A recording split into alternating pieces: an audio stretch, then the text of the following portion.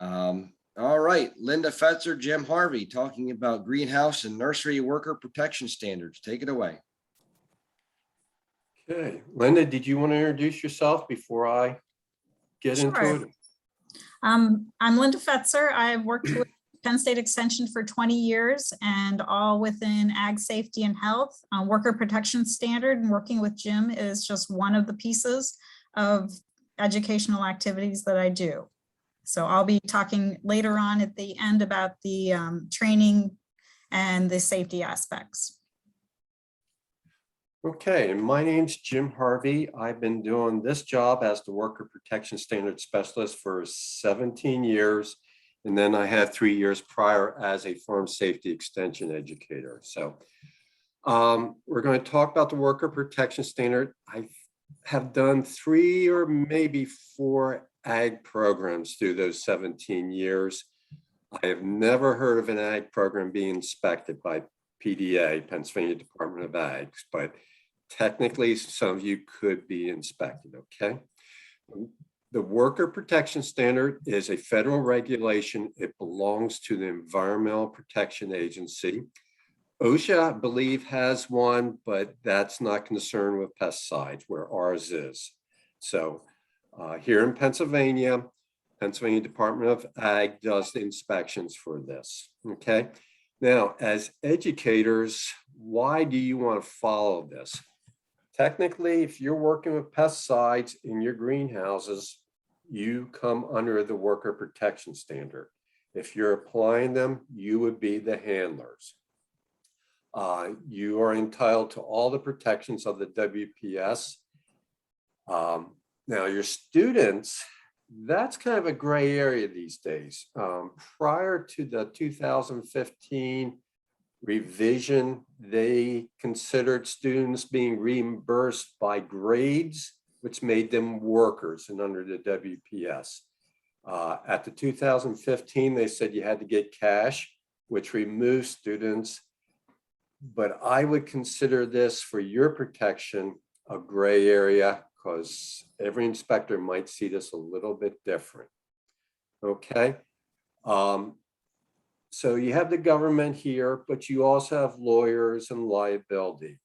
If I was in your shoes, I would be giving the Worker Protection Standard training to all my students each year, having them sign off. And if they want a copy of that sign off, give them a free copy of that, okay? That way they can go to a local ag establishment. They don't have to suffer through the training twice in the same year. So the training you would probably do would be for the greenhouse, but it's just as good if they're going to work on the orchard, vegetable farm, mushroom farm, whatever. So I would greatly encourage you to give them the Worker Protection Standard training. Now, if you are handling pesticides and have a pesticide license, current Pennsylvania pesticide license, you are considered trained, okay? So you don't have to deal with that. If you don't have a pesticide license, you might just be using general use pesticides. You have to get the WPS training from someone who does have a license, okay? All right, let's move on. We're going to go on the assumption that you could get inspected. So that's how we're going to work through this today. If you got inspected, a PDA inspector came out, the first thing they're going to want to see is your central location. And the central location has to be in a spot available to you and all of your, quote, employees or workers, okay? They're going to look for 3 things at your central location. And they really hit this hard because it's a black and white issue. They like the black and white issues. Inspectors tend to avoid the gray areas. The first thing they're going to look for is your pesticide application records.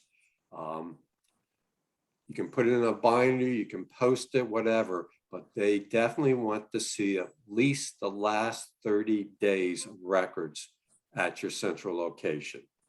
If you want to keep them there the whole season, you can. If you want to keep all 3 years that you have to keep for Pennsylvania pesticide law there, that's okay. but they really want to see the last 30 days. Make sure you have all the needed information there. That's your product name and formulation. You need your EPA registration number. You need your active ingredient, REI, start time, end time, how much went in it. We do have documentation forms if you need any of these to show you what you need, just emails, okay? So they would, in an inspection, they would take pictures of your pesticide application records. That gives them a record. Don't let that intimidate you, okay? So number one, pesticide application records. Number two, your pesticide safety information poster. You see this on your left. Up until the 2015 revision, there was one and only one poster, basically. It was around for decades, literally. With the revision, there is no longer an official poster. There are official requirements, okay? Linda, if you could go back. Okay, here we go. We put out one. This is the one poster you'll see mostly in Pennsylvania because we give it away free. There are a number of other entities that have posters. Gimplers, if you get a Gimplers catalog, they have their own poster. That's quite legit. A group called PERC, or Pesticide Education Resource Collaborative, they have a poster. It's kind of a hazy blue stick figure poster. It's good for people who are colorblind, I'm told. And there are some others. On your poster, if you see down in the bottom left-hand corner, you need to fill in your local emergency medical spot, like a hospital, okay? That way, if someone needs to call, they got an issue, they can go there. The phone number is down there. The address is down there. It's not good enough just to put down 911. You have to fill that completely in, okay? To the right of that box is what they call the state lead agency. Here in Pennsylvania, our state lead agency is Pennsylvania Department of Ag. And they want it by regional offices. You see that little white sticker kind of slanted up there? We have stickers with each regional office. So as I travel to and fro across the state, I just pull out the sticker they need and put it on there. Below that is a place where you can put your address, physical address, because most workers don't know the address of the place they're at. They just know how to get there. So those are things in an emergency you want to have up at the central location. Now, one of the things that I'm noticing, especially in the last year, is there's still a lot of growers out with the old outdated poster, and that can get you in trouble. Ours looks a lot like the old poster because we basically used all their pictures. We just changed them around a little bit. But if you have poster you got from us, you see an Amishman there with a doctor, it's the updated one, okay? We also have an Asian couple there, the Hispanics, which you had on the old poster, and a couple other groups there. So, plus you have our Penn State, the line there at the bottom right-hand corner with our program brochure. So, okay, Linda, if you could take us to the next one. We do have two posters. You just saw the multi-version. It has Spanish and English. We also have the plain English, where it's only English there. It was really for the plain people who usually hire right out of the church. So our pictures are all plain people. I like it because the printing is higher because we only need one language, okay? We did send our poster to EPA to have it reviewed. They were fine with it. So that's legit. If you need posters, contact me after this. I'll send them out to you or drop them off when I'm in your area, okay? All right, let's go next. Linda, usually I do the training thing, but Linda's going to do that later on. So I'm going to move on to the third thing.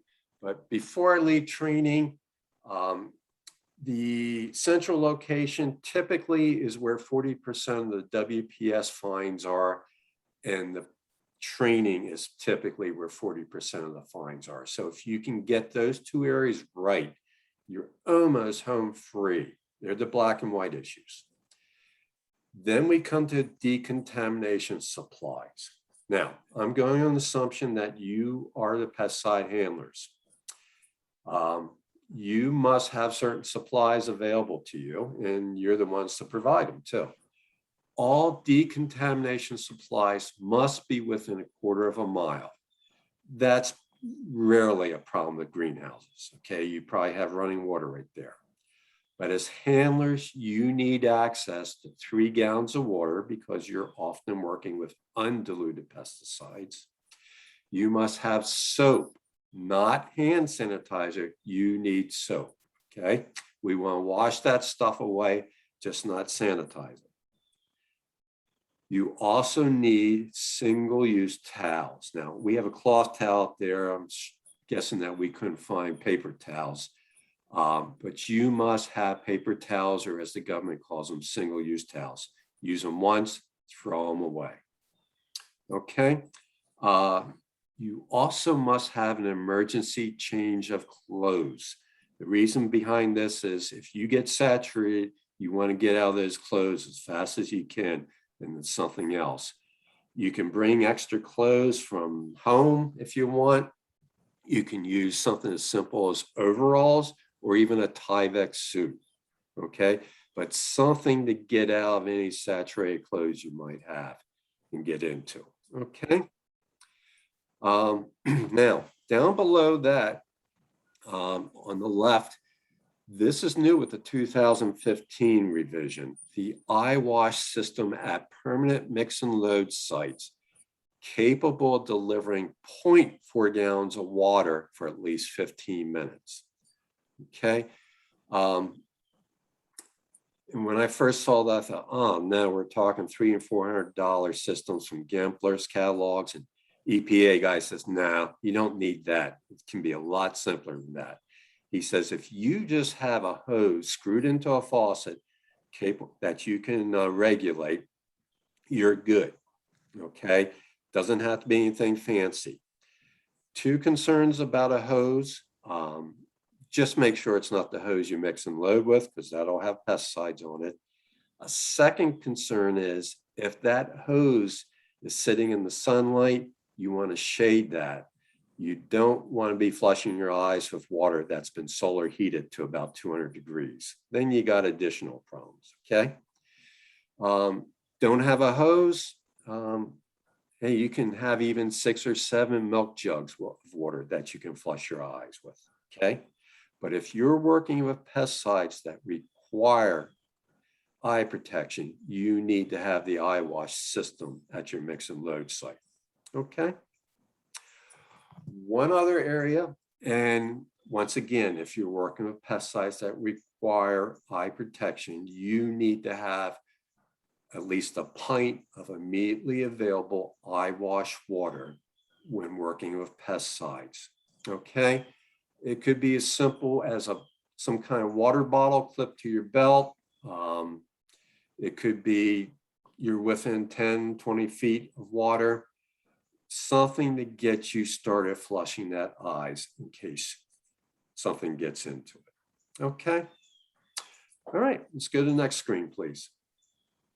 Now, your workers, and I would treat your students as workers. They're working in areas of your greenhouse where it's been less than 30 days since your last REI expired. I would treat them as workers. Because, like I said, different inspectors might view that differently. Once again, you have to have the decontamination supplies within 1/4 mile. The workers only get 1 gallon of water per person, okay? They're not dealing with undiluted pesticides. They're picking up the pesticide exposure from the plants or the soil, okay? They need soap, not hand sanitizer, and they need the single-use towels, okay? So my suggestion is just put those as permanent supplies in there, and even during the off season, just leave them be so you don't forget them later on. All right. Okay, let's turn to personal protective equipment. You must have all the pesticide label required PPE at your facility. If an inspector comes out to inspect you, they're going to look at your labels and they're going to check to make sure you have all the required PPE available to you, okay? Now, that might not be an issue at your greenhouse, but probably some of your students are on farms or have greenhouses. Please tell them there is no family exemption for the PPE. All right. Family is exempt from most of the WPS, but they still must use all the required PPE that's on the labels, and they still must respect the restricted entry rules. Okay. Now, one of the big things of the 2015 revision is that any handlers working with pesticides that require a respirator must pass an annual respirator fit test. Okay. The key word here is require. And if for some reason your school requires you to wear a respirator, even though your pesticides don't, then you must do the respirator fit test process with them too, okay? So key word for both is it required? It's a good thing. You can use it on a voluntary basis. You don't have to jump through these hoops. And I know a lot of growers have changed out their pesticides so they don't have to deal with this, where others say, I don't want to give up that pesticide, I'll do the fit test, okay? So another possibility to get it partially around this is to get a powered air purifying respirator. They're the ones that look like a motorcycle helmet. Typically they have a battery on your side with a hose and a blower and filters. If you get the loose fitting ones that have the blue shroud that comes down, they work by positive pressure. You cannot fit test those things and you're exempt from the fit test requirements there, okay? However, you still must do the other two requirements with this. Next, please. All right, this is how we're going to take you through the actual, excuse me, respirator fit test. Now, this lady that is mangling my ears there, she used to work in occupational safety and health. She actually works with our program a little bit right now. She works in our department doing hospital quality care work. And she gave me some things that I've not seen or heard anywhere else. So we've benefited from that. The respirator fit test is a 3-part process. Okay, you must do all 3 parts and you must document all 3 parts. Okay, and we do have documentation forms if you need them. The first thing you got to do is initial medical evaluation, and then after that, there will be periodical medical evaluations. It's a medical evaluation, probably not a physical. Okay, all this is a bunch of yes/no questions. You can do it online. There's a number of sites that do it online. Most of our growers seem to like the 3M site. The last I checked it took about $29. It took about 10 to 12 minutes. Unless you're fumbly and you're like me, it'll take you about 15 to 18, okay? You just click the yes/no questions. If you do it online, the program will evaluate you. If they don't see any red flags, they'll issue a release then and there, okay? Download it, print it off, and keep it on record for its length plus another year, okay? You can go to an occupational safety and health department. They'll do it for you. There are other commercial places that'll do it for you also, okay? but you must have a medical release to do the fit test part, okay? Now, one of the things that's a little confusing is with the medical evaluation, you could get a release for 1 year, 2 years, 3 years, 5, 10. You could get an open-ended release that you don't have to do it again. And sometimes there doesn't seem to be much rhyme or reason. Depends who you go to and how they interpret your answers, okay? I know a grower who's my age, much worse shape. He did it online and he got an open-ended release. He doesn't have to go back and he has issues. I know another grower my age, much better shape than I am in. He has no issues. He only got a 1-year release. So sometimes it's hard to track this. We're finding, we've been doing this now for about 3 years. The providers seem to be lowering the amount of release time. So probably if you go for this, you'll get a release for 1 or 2 years. Okay, but download that, keep the release, because if you get inspected, PDA is going to see that. Okay, let's move on to the annual respirator fit test. Okay, you have options here too. You can go to a professional like Occupational Safety and Health. They'll do it for a price. There are others beyond Occupational Safety and Health. They'll do it once again for a price. You could go to a local fire company. They might do it for a small donation. Our experience is that some fire companies will do it, a lot will not. They don't have the time to do it, or they don't want to assume the risk. Okay. Your third option is you can get a home test kit and do it in-house. Whoever does it on you does not need any special training. They do not need any special certification. The directions are very easy. It does not take you very long. It saves you from driving places. So that's the cheapest option in the long run, okay? When I talk about gamblers, I talk about 3M. It's not that they're better than anybody else, but it seems to be what the growers use a lot. Gamblers does sell 2 different types of kits, and I'm sure the air suppliers do the same thing. The first kit is the irritant smoke kit. That's the one I personally like, okay? It's quick, it's easy, it's very definitive. If irritant smoke gets through your respirator, you will definitely know because you're going to be coughing, okay? The kits are also cheap, and I'm cheap, so I like that, okay? Irritant smoke kit and gamblers, the last I looked was like $72. Now, if you're dealing with someone who has lung issues like asthma or anything else, do not use irritant smoke. You could put them in the hospital, okay? Go for one of the more kinder and gentler substances like saccharin or Bitrex.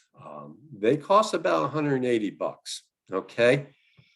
The problem with these is they are so gentle that some people have a hard time tasting them or smelling them, even when they have the respirator off. I've talked to a lot of growers. They said we couldn't detect that stuff, whether we had the respirator on or off, but they told the tester that they could because they want to just get through it, okay? That's why I like irritant smoke. It's very definitive.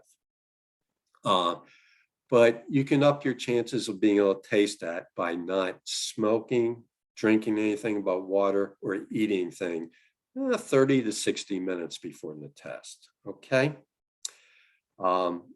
My suggestion to people, because we have been told that all 3 of these substances could have an adverse reaction, okay?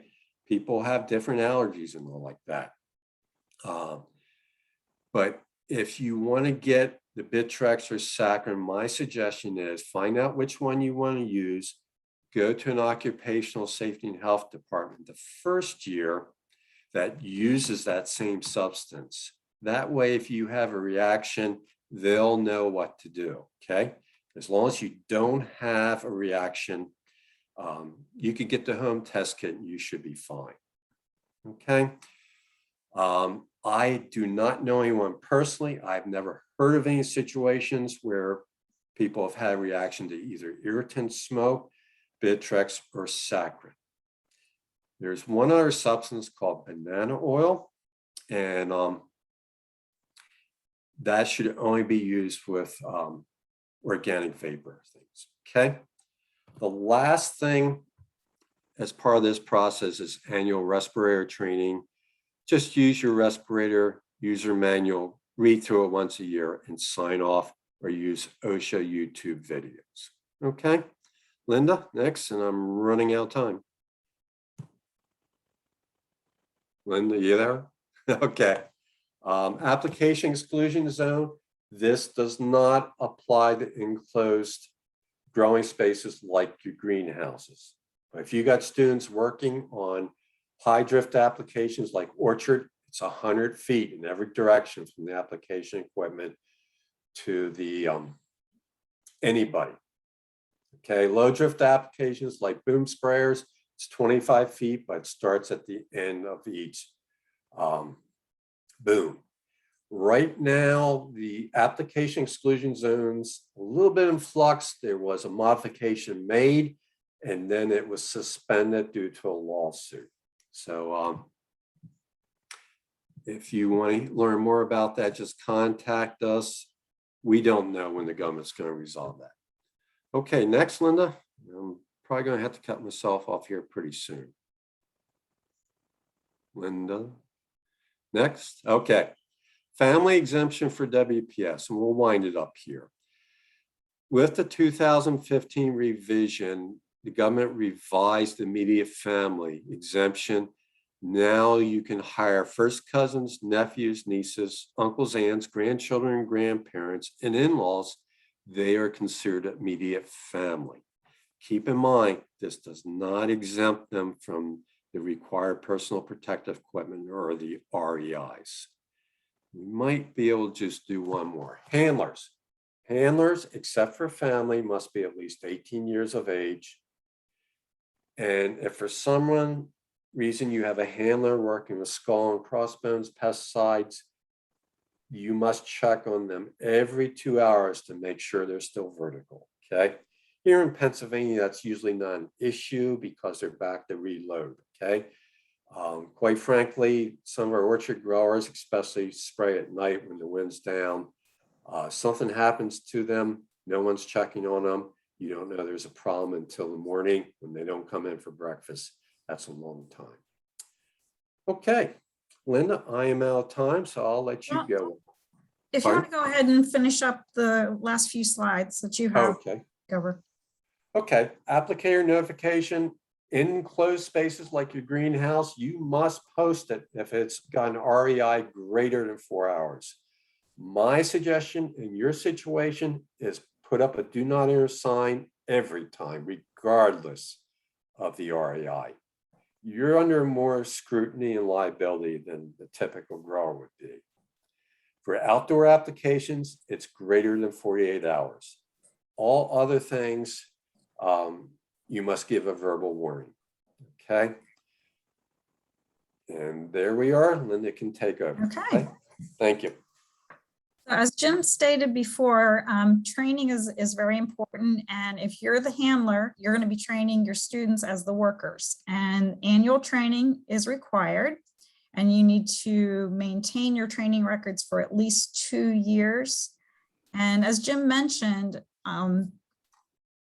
for your students, if they request proof of that training, you can provide that to them and they can work at a local orchard, a local greenhouse.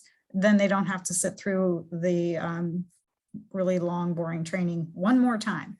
But the training does need to be provided by a licensed pesticide applicator from Pennsylvania.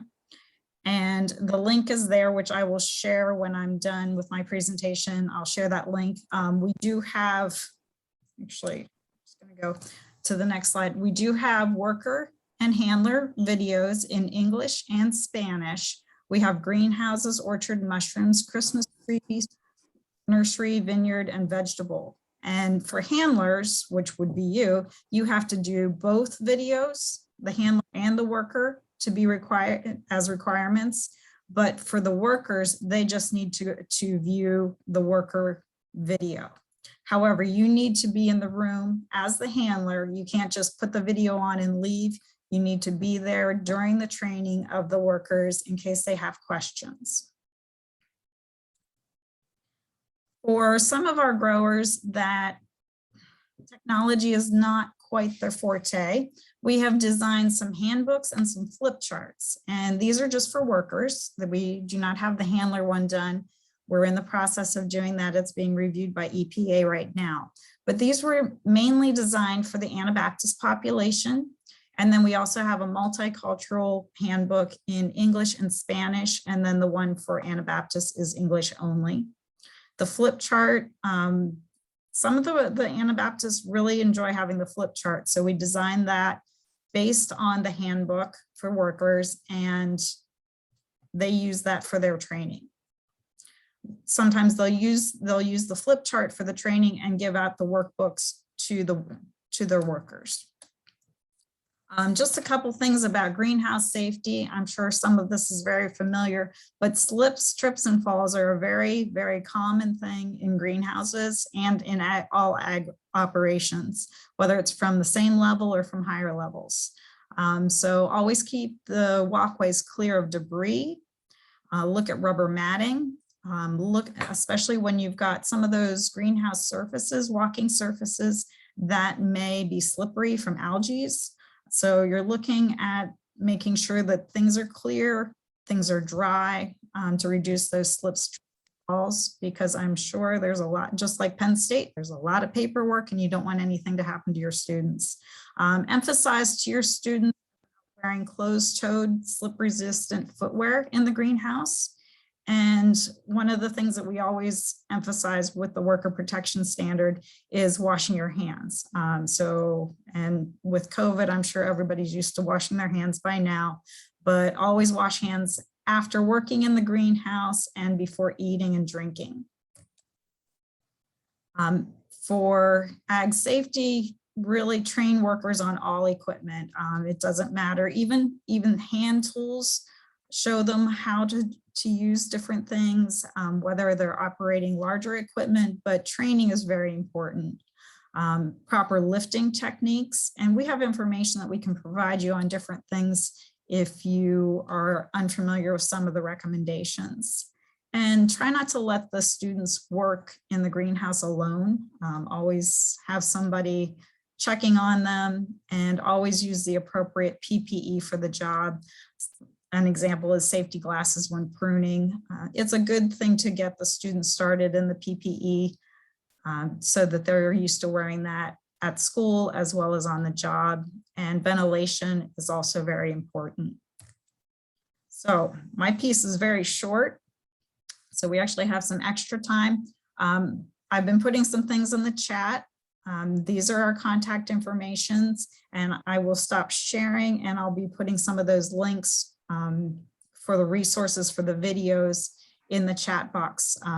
We can provide the posters if you contact Jim Harvey at his email or the phone. And I also have the sign-off sheets for the workers and the handlers. We have that in English and Spanish. I'm happy to email that out to you. So just let me know what you need, and I will turn it back over to John. John, are you doing the Q&A piece? Yeah, we can do that. So I saw a couple questions coming in, and Linda, I know you posted some items in the chat that did address those, but just to kind of summarize a few of those, we had some requests for the poster, links to the videos, etc. Basically, is it just a safe assumption to say contact you and Jim for these resources? Yeah, I did just put the video link in the chat, and Perfect. that will link to everything in English and Spanish for all of the different commodities that we've done videos for. We also have them available on flash drives if that is something that's easier for the teachers to have. We would be happy to get those out to them as well. Okay. At this time, does anybody have any questions? And we're at a point now where if you'd like to unmute and ask Linda or Jim a question verbally, please feel free to do so. Or if you're more comfortable putting it in the chat, you can pose your question in the chat. But what other questions do we have at this time? There was one that I wanted to, Jim, Melanie asked, should our central location have a sign like that and be labeled central location? Does it need a special label? No, as long as your students know that's the central location, that's all that matters. So, you know, different growers use different types of central locations. As long as they have those three things and their employees know what it is, you're good. So I know that this was asked in the questions at registration, but sort of the whole genesis to coordinating today's webinar was that our horticulture advisory group really identified and highlighted greenhouse and nursery safety as an area that they felt was very vital for school-based ag education to prepare students in. So I know that, you know, as teachers, we're all teaching safety in some way, shape, or form, but how many of you on the call today are not just doing greenhouse, nursery, horticultural worker safety, but really doing it industry aligned, like the worker protection standards? And do you think you'll do more, perhaps with these resources in hand? I know that I will definitely be adding more to it. I spoke to Jim at AJ Nursery in depth because he was out for a visit. And I was lucky enough to get the thumb drive. There's a lot of good information on there for us as teachers to use. Excellent. Thank you for sharing that, Lori. Anybody else?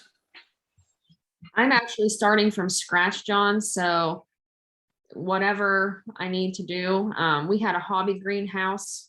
It's what I'm going to call it, where we just kind of played around a little bit. But now that we have something much larger, I just want to cover my bases and, you know, cover my rear end so that I'm not getting in trouble and the school's not getting in trouble. So. Absolutely, Amanda. Absolutely. If anybody else has would like to comment on what you're doing or what you plan to do from today moving forward, please feel free to jump in. But Ryan did just post a question in the chat. How long are you required to maintain greenhouse records? I know that only 30 days is required to be posted, but how long do they need to be kept on file? Restricted use pesticides you need to keep for 3 years. But the WPS also covers general use pesticides. So I would just keep those 3 years too. Through the years, one of the things that really has struck me is growers have gotten out of trouble several times because they kept their records much longer than they needed to. I know 2 growers who kept them 10 years back and got them out of some issues. So, you know, keeping them a long time is a good thing. And so I just visited, in fact, a vegetable farmer a couple of weeks ago. They know they're getting inspected within the next month. He says, we moved our houses. We lost the last 2 years. What do we do? And I said, well, you've got this year's, right? He says, yes. And he says, we even got beyond that, but it's the last 2 years we lost. I said, well, bring out the old ones, show them that you had been keeping them. PDA inspectors do not want to nail you if they can avoid it. So give them a, show them that your intent is correct on that, okay?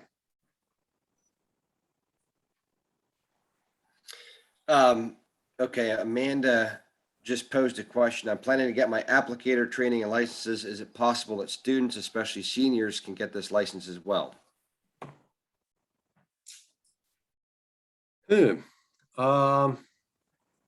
That's not a WPS thing, so that's beyond me. I believe they can.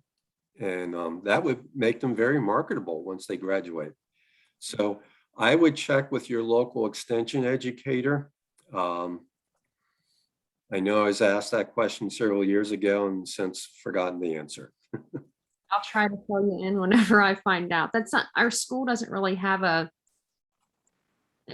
organized tech program.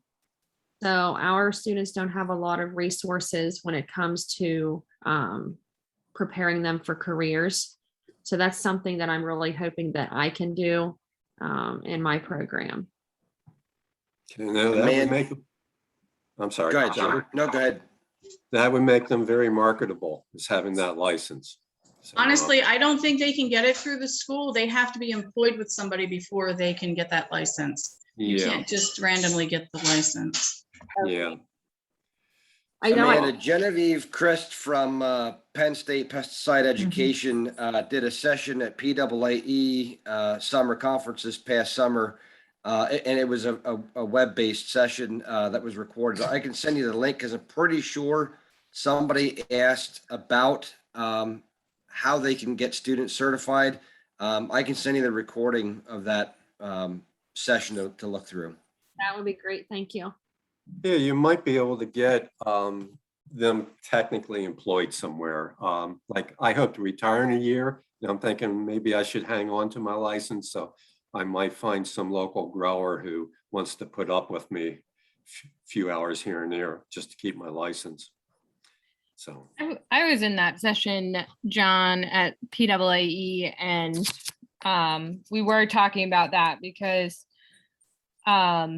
students can get their private applicator certification, and it has been that they could do so when they were 16. But Genevieve said that that is in the process of being changed to be 18. I think that the commercial applicator certification, which is what Lori was referencing there, that they have to be employed because you have to have the insurance of a business, and that is 18, is what my take was from being in that session. yeah, and going back to what I already forgot from my own presentation, handlers must be 18 unless they're family. So, But with the private applicator test, there, I think Genevieve said there's still maybe going to be some grace period that they could take it when they were 17, perhaps. I'd need to reread an email. She and I went back and forth because I've been using it as a certification for my students for our program of study. And so I didn't really want to lose that. But I also use WPS as one of my certifications. It's a little harder because it doesn't actually come with a certificate. And I kind of go back and forth with the checklist being like almost a certificate, but you guys were asking like, what do you do? I made up a little test. Somebody else asked about that. If there was a test, I did make a little test for my students because I wanted to like substantiate it more.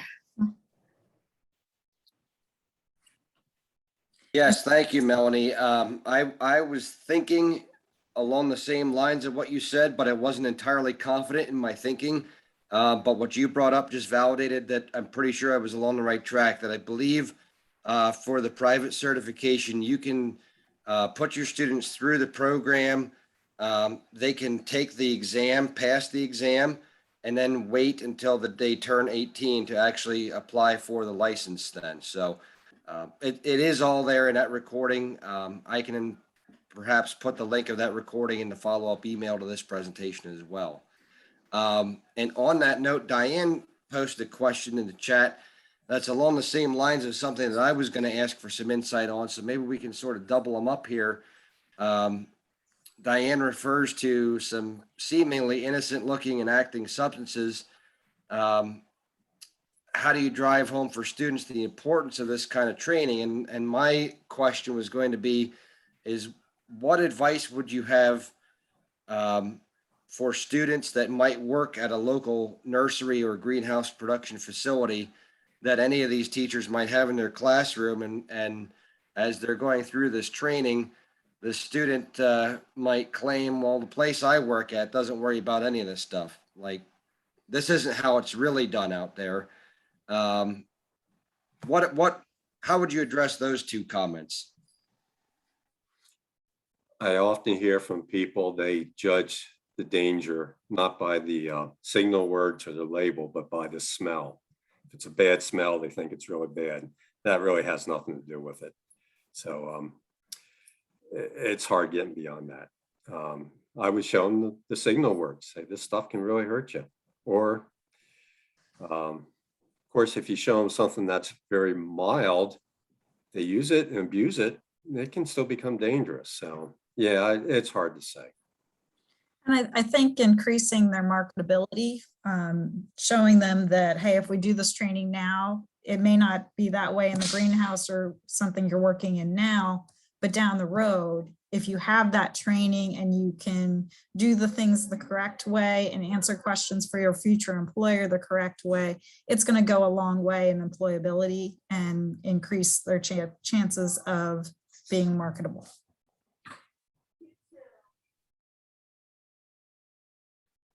There's a question from Ryan. Do any teachers out there have greenhouses use video surveillance, and do you need to have students or parents sign off on that before using the greenhouse?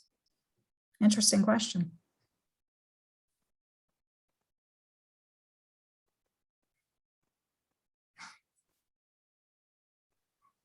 No, that's an added expense, but yeah, like Amanda just said, that is a very novel and good idea.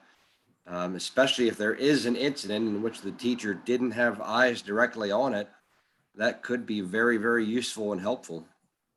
We did try that at MCTI, not just in our greenhouses, but in our shop areas for safety, and we got it got kicked back to us, and we were told no.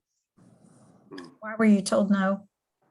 I guess because it becomes a violation somehow with a bunch of different things on it. It was a couple years ago. I really forget the exact reason, but it had something to do with privacy and getting in trouble, and with the teachers union being, you're being watched as a teacher, or the students being watched and using it for discipline. Those are the main points that I remember. I was just curious if it was privacy or if it's cost. No, it had nothing to do with cost. It all had to go back to privacy and some accountability, I believe. Well, I really like that point because, the greenhouse could be considered an extension of the classroom, and that could be an issue I could see with like your union. But also at the same time though, too,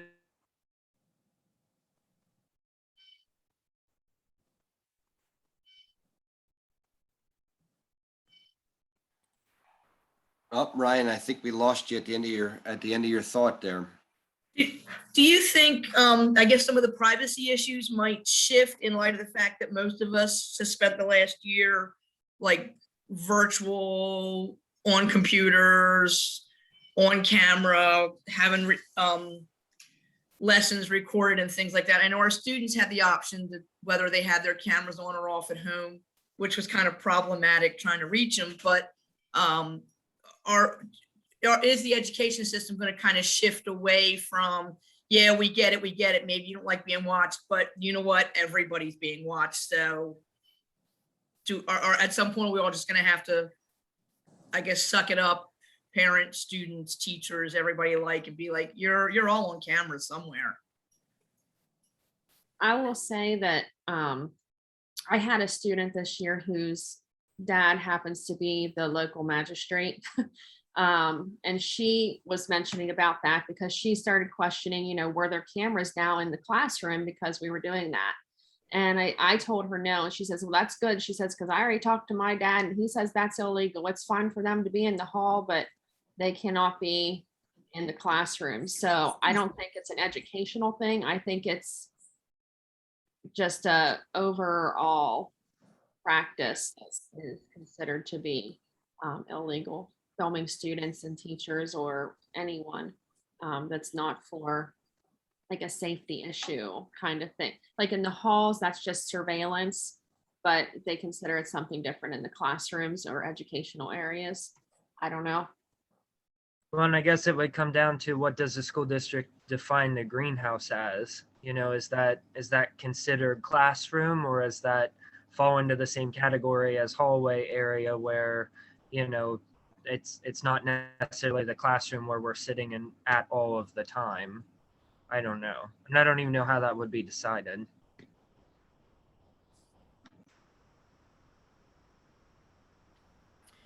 Okay, great discussion.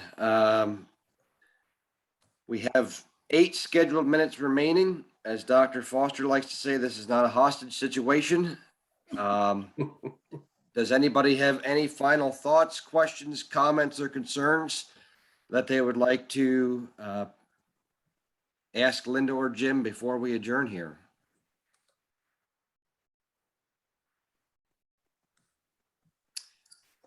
All right, hearing none. Linda or Jim, anything?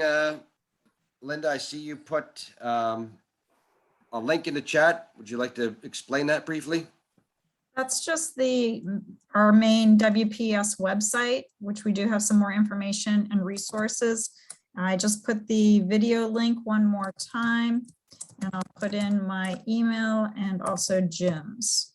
So if you need posters, contact Jim. If you want sign-offs for your students, let me know. I can email those to you, and we'll try. If you're looking for something, let us know. I know sometimes Jim gets requests for different languages for materials, and we can work through other state resources and see if we can track things down for you. So if you have any questions, just feel free to reach out and let us know, and we'll try and help you in any way we can. Anything to add, Jim? No, if, you know, what we went through, or at least what I went through in the half hour, I typically in a visit take an hour. So if you ever want a more detailed thing, the chance to ask questions face to face, don't be afraid to contact us. I cover the whole state. I won't come just for you. I'll have other drop-bys. So I know there's times people say, we don't want to run you up for this, but it's no problem. There's work for me everywhere. So that's about it.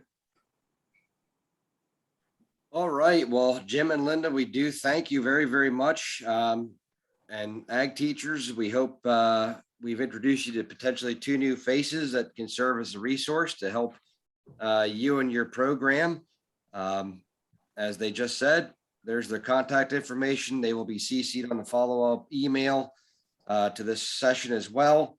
And again, we do thank both of you for your time, and thank you, teachers, for joining us. With that, if nobody has anything else, we can adjourn, and we'll see you all soon. Have a fantastic start to your school year, everybody.